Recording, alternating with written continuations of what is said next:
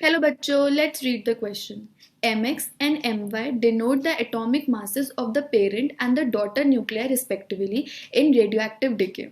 The Q value for the beta negative decay is Q1 and that for a beta positive decay is Q2. If Me denotes the mass of an electron, then which of the following statement is correct? इस question में हमें एक parent nuclei दे दिया है Mx और एक daughter nuclei My. Q1 energy release होती है जब बीटा नेगेटिव डिके होता है एंड Q2 एनर्जी रिलीज होती है जब बीटा पॉजिटिव डिके होता है. हमें Q1 और Q2 का रिलेशन देना है. Okay, first we will write the masses of Mx and My. सबसे पहले हम Mx एंड My के मासेस को लिख लेते हैं. Okay, we have mass of Mx. Total mass अब पूरे एक Mx का लेना है तो कैसे हो जाएगा? Mass of nucleus of X, yes, mass of nucleus of X plus Z times mass of electron, जितने भी उसके अंदर electrons हैं. Okay, now we have to write the mass of Y. Mass of Y is equals to mass of nucleus of Y plus Z times. Now यहाँ पर Z atomic number increase भी हो सकता है, डिक्रीज. वी नो जब beta negative decay होता है तो एटॉमिक नंबर Y1 इंक्रीज होता है, तो हम यहाँ पर लिखेंगे Z plus 1 mass of electron, क्योंकि नेगेटिव डिके में मास नंबर by 1 इंक्रीज हो जाता है. We will write Z minus 1 for mass of electron अगर बीटा पॉजिटिव डिके हो रहा है. वी कैन मेंशन है ये हमने बीटा नेगेटिव डिके के लिए लिया है एंड दिस वन हमने लिया है बीटा पॉजिटिव डिके के लिए. Now let's first solve for beta positive decay, beta negative decay. अगर हम इसका रिएक्शन लिखें तो हम लिख सकते हैं Mx जो कि हमारा पेरेंट है, उसमें से डिके हुआ My का प्लस एक बीटा नेगेटिव पार्टिकल निकला plus anti neutrino plus Q1 energy. हमें Q1 एनर्जी के लिए एक ऐसा फॉर्मूला सोचना है जो मास और एनर्जी के रिलेशन करता हो उसके बीच में. Okay, so we know we have a formula E is equals to delta M. Delta M means change in mass, C square. C is the speed of light. ये फॉर्मूला एनर्जी और mass का relationship देता है, वही formula हम यहाँ पर use करेंगे. ओके, कैसे लिखेंगे हम इस फॉर्मूला में? Let's see. यहाँ पर हम ले लेंगे Q1.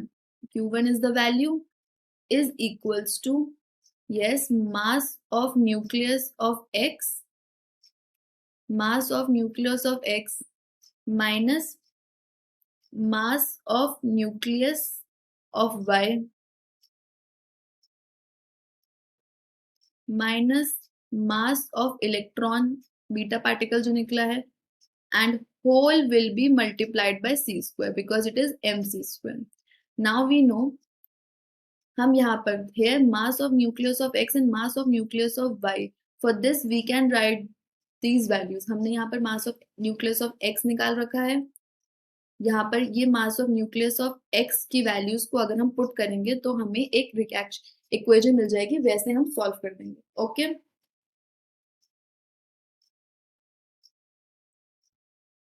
Let's see here. अगर हम उस रिएक्शंस की वैल्यू लिखते हैं तो हमें मिल जाएगा Q1 is equals to mass of X minus Z times mass of E. Yes, minus mass of Y minus, क्योंकि हम बीटा नेगेटिव का ले रहे हैं तो Z plus 1 Z plus 1 times mass of electron minus mass of electron. Same equation को हम लिख रहे हैं, बस हमने वैल्यूज पुट करी हैं. And this will be multiplied by C square. This whole have to be multiplied by C square. Now we have to open the brackets open करेंगे तो Mx सेम रहेगा, Mx minus Zme will also be same. Yes, here minus will be minus My. हमें minus के sign को भी multiply करते जाना है अंदर ब्रैकेट्स में.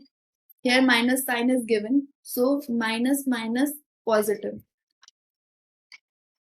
पॉजिटिव एंड z को me से मल्टीप्लाई करेंगे तो हो जाएगा हमारे पास zme।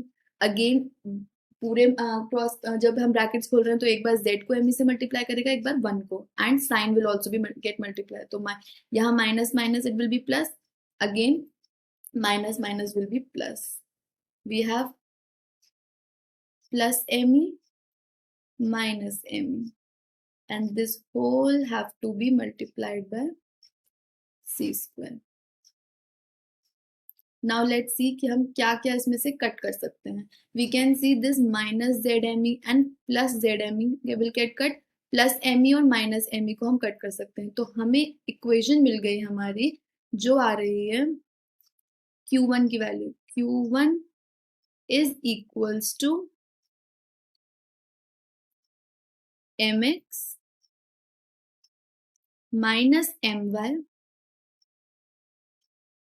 and whole is multiplied by c square। Okay, हमें Q1 की वैल्यू मिल गई। नाउ अगेन सेम हमें सॉल्व करना है Q2 की वैल्यू के लिए।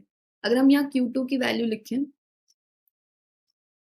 पहले हम Q2 का रिएक्शन लिख लेते हैं कि कैसे रिएक्ट होगा। अगेन सेम चीज होगी वहां पर, जब बीटा पॉजिटिव पार्टिकल निकला था हमने देखा था कि z प्लस 1 की जगह z माइनस 1 हो जाता है। तो if we write the equation similarly mx minus ZME, this is for mass of nuclear of X, ये सेम चीज रहेगी, माइनस अब हम वैल्यू पुट कर रहे हैं मास ऑफ न्यूक्लियर ऑफ Y की। तो मास ऑफ न्यूक्लियर Y में क्या था, my minus instead of Z plus 1, जो बीटा नेगेटिव में एटॉमिक नंबर इंक्रीज हुआ था, बीटा पॉजिटिव में एटॉमिक नंबर डिक्रीज हो जाएगा। तो it will B Z minus 1 times ME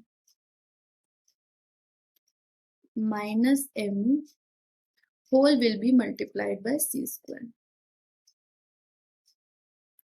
again हमें ब्रैकेट्स ओपन करने हैं एंड लेट्स सी इस बार हमें क्या एक्सप्रेशन मिलता है। mx माइनस ZME, ये एक्सप्रेशन हमें सेम मिल रहा है। अगेन माइनस my, ये भी सेम है।